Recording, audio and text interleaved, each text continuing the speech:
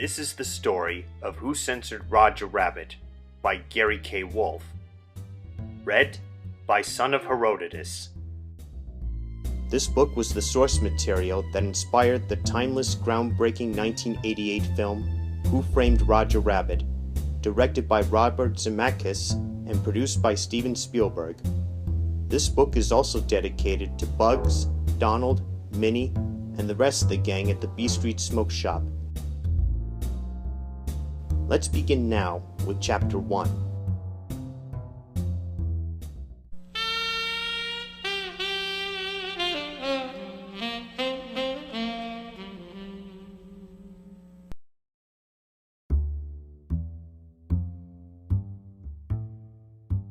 I found the bungalow and rang the bell.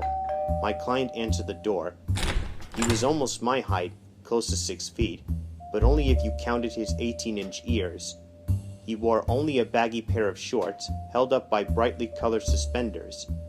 His shoulders stooped so badly he had to secure his suspender tops in place with cross pieces of cellophane tape. For eyes he had twin black dots floating in the center of 2 oblong white saucers. His white stomach, nose, toes, and palms on a light brown body made him resemble someone who had just walked face first into a freshly painted wall. "I'm Eddie Valiant, Private Eye. You're the one who called?" "Yes, I am," he said, extending a fuzzy white paw. "I'm Roger Rabbit." His words came out encased in a balloon that floated over his head. The rabbit ushered me into his living room. The angular furniture reminded me of the upward-reaching spires in caves.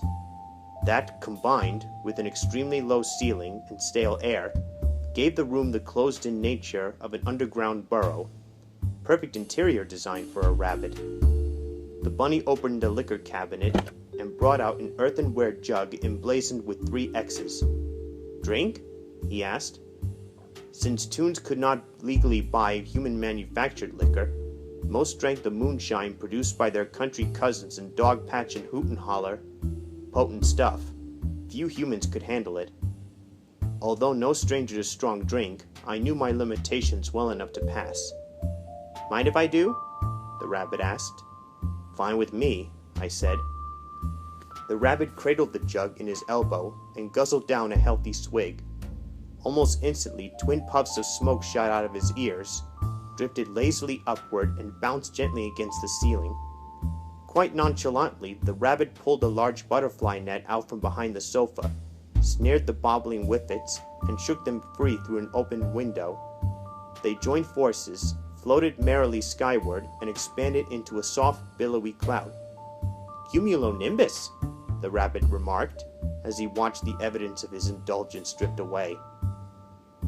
The rabbit closed the window and drew the drapes to protect his frail parchment skin from the drying effects of the early morning sun. He hippity-hopped across the room to his desk, returned, and handed me a check. "A retainer? I hope it's large enough." It certainly was. At my regular rates, the check would buy my services for nearly a week. "Maybe I'd better outline my problem," said the rabbit.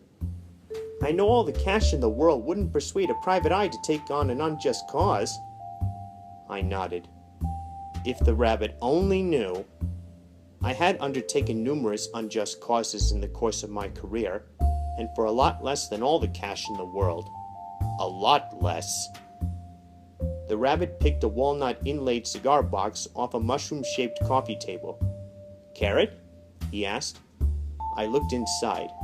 Sure enough, carrots, carefully selected for uniformity of color, size, and shape, and alternated big end to little end so that the maximum number of them could be squeezed inside.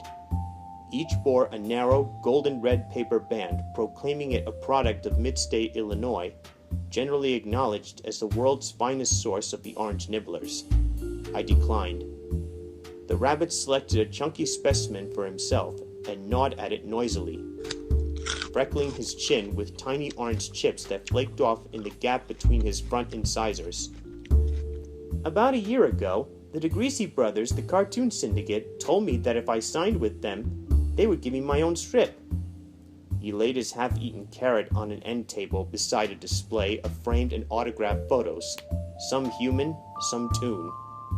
They included Snoopy, Joe Namath, Beetle Bailey, John F. Kennedy, and in a group shot, Dick Tracy, Secret Agent X9, and J. Edgar Hoover. Instead, they made me a second banana to a dopey, obese, thumb-sucking sniveler named Baby Herman.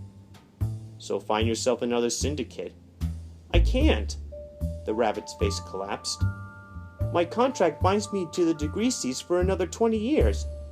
When I asked them to release me, so that I could look for work elsewhere, they refused. They give you a reason? None. Being somewhat an amateur private eye myself, I did some legwork. He displayed a hind limb that would have looked exceptionally good dangling from the end of a keychain. I nosed around the industry and uncovered a rumor that someone wants to buy out my contract and give me a starring role. But the DeGreases refuse to sell. I want you to find out what's going on. If the DeGreases won't star me, why won't they deal me away? Sounded horribly boring, but one more look at his check convinced me to at least go through the motions.